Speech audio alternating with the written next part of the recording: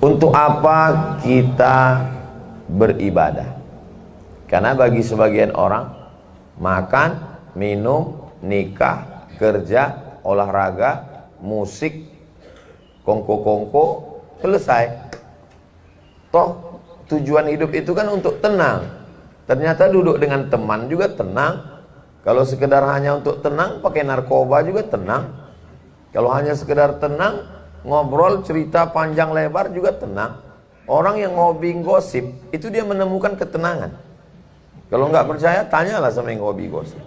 Jangankan menceritakan orang, nonton cerita tentang gosip pun tenang. Saya waktu masih ngajar dulu di kampus, sering datang cepat. Gunanya kalau saya datang cepat, sebelum masuk kelas saya sempat nulis dulu. Pas lagi nulis, datang pegawai. Ustadz, ada yang mau saya tanya? Boleh. Saya kenapa nggak nanyanya di masjid? Malu Ustadz, orang ramai. Apa pertanyaannya? Saya kalau dengar lagu dangdut tuh hati saya tenang sekali Ustadz. Jadi sama juga seperti kenyang. Anak-anak kita, kalau dia tidak kita kasih nasi, roti dari rumah, nanti dia sekolah dia akan jajan dan dia kenyang juga, tapi kenyangnya nggak sehat. Di sana ada pewarna tekstil, di situ ada pengawet, di situ ada macam-macam. Jadi penyakit semua. Jadi cerita masalah ketenangan, minum kopi tenang, makan juga tenang, minum juga tenang, ngobrol dengan teman yang satu geng selama-lama juga tenang. Tapi bukan ketenangan itu yang diinginkan. Makan cemilan juga kenyang.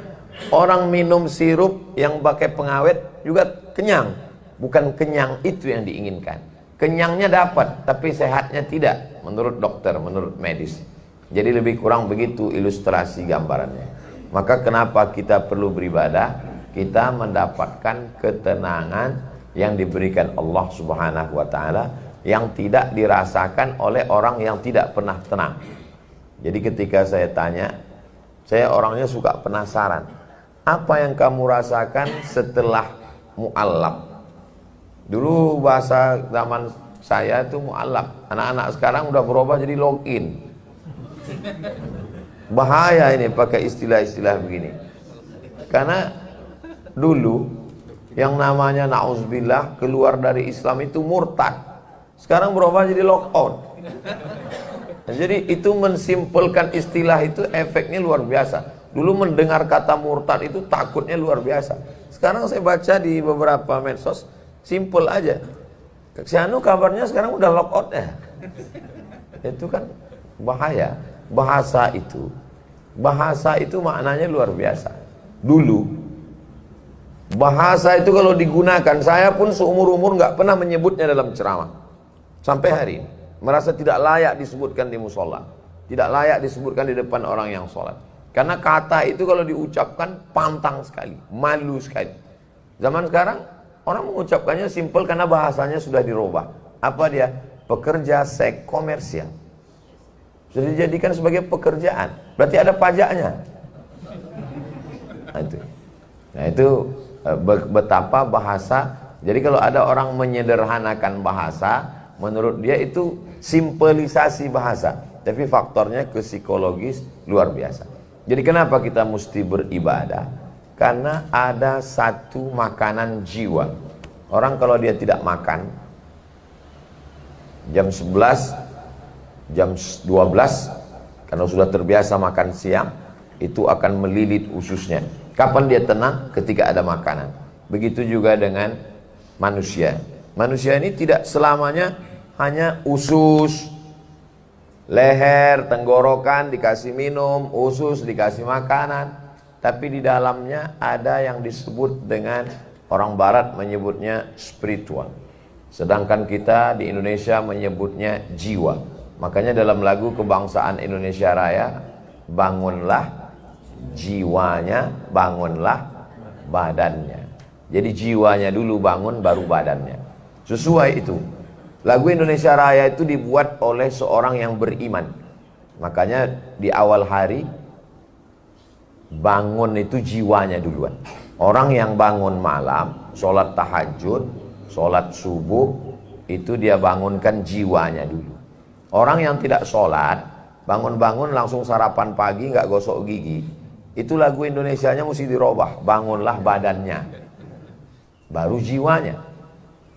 Orang yang tenggelam kapalnya di tengah laut, dia minta supaya diselamatkan sama tim penyelamat. Dia minta selamatkan jiwanya. Makanya nama kodenya SOS, Save Our Soul. Soul adalah jiwa. Jadi kalau ada orang mengatakan, orang barat tuh nggak percaya sama roh, Pak Ustadz. Orang barat itu ya rasional aja. Yang ada itu yang kelihatan ini. Badan, tangan, kaki, ruh itu nggak ada. Orang barat itu percaya dengan yang spiritual. Cuman mereka tidak percaya pada agama. Jadi sebenarnya mereka percaya sama Tuhan. Tapi karena kekeliruan beberapa tokoh agama, akhirnya mereka tidak lagi meyakini agama. Kata mereka, agama ini, Tuhan itu terlalu sempit kalau diklaim oleh satu agama. Makanya mereka, agama itu hanya sekedar celebration. Agama itu hanya sekedar pesta, hari besar, hari raya. Tapi untuk meyakini agama nggak mau.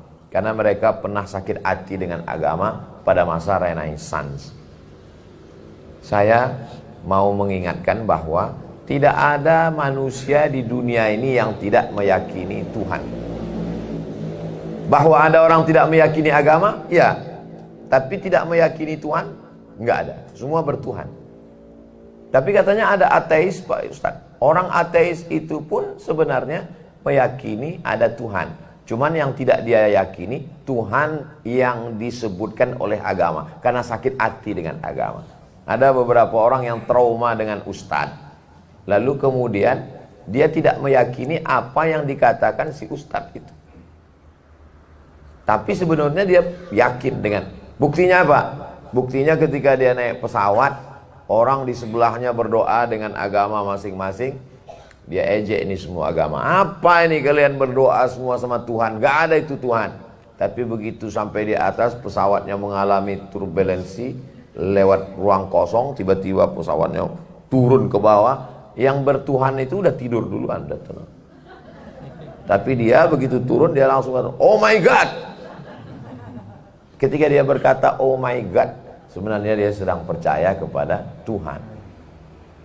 Karena tidak mau mengafiliasi diri kepada satu agama pun, akhirnya dia tidak mau menyebut nama-nama yang ada disebutkan dalam agama. Mau sebut ini takut ikut agama ini, mau sebut ini takut ikut agama ini. Akhirnya dia bingung, Tuhannya dia kasih nama sendiri. Nama Tuhannya X.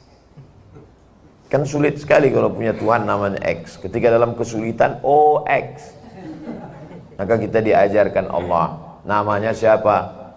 War-Rahmanu huwallahu alladzi la ilaha illa huwar rahmanur rahim al-malikul qudusus salamul mu'minul muhaiminul azizul jabbar al-mutakabbirul khaliqul bari'ul musawwirul ghaffarul qahhar al-wahhabur razzaqul fatah ila akhirih sampai ar-rasyidus sabur.